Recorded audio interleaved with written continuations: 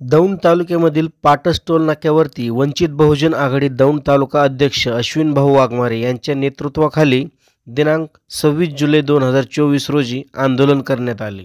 दौंड तालुक्यातून जाणारा राष्ट्रीय महामार्ग क्रमांक 65 हायवे लगत असणाऱ्या सर्व्हिस रोड हा भारतीय राष्ट्रीय राजमार्ग प्राधिकरण यांच्या कार्यक्षेत्राचा एक भाग आहे।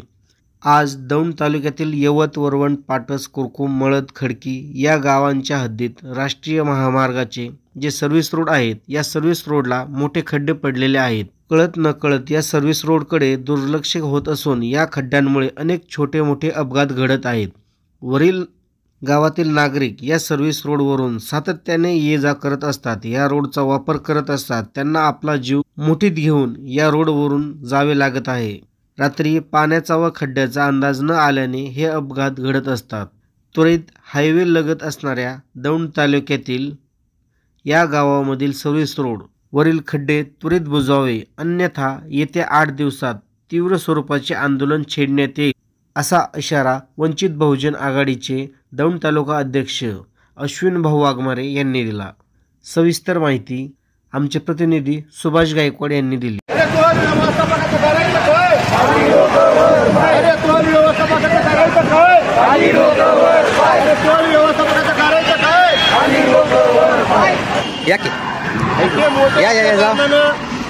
आणि पावसाचे दिवस असल्या कारणानं वाहन चालकांना त्याचा अंदाज येत नाही।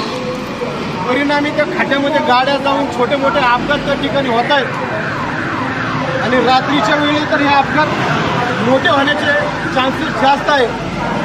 परंतु सेतू व्यवस्थापक या गोष्टीची सर्व जाण असताना त्या ठिकाणी मूग गिळून गप्प आहेत, ही खूप मोठी शोकांतिका आहे।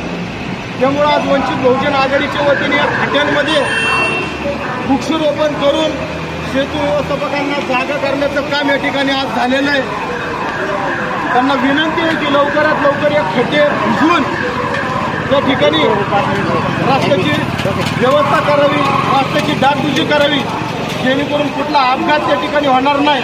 आपल्या जवळील बातम्या आपल्यापर्यंत लवकरात लवकर पोहोचण्यासाठी आमच्या भारत न्यूज लाईव्ह बुलेटिन चॅनलला आत्ता सबस्क्राईब करा।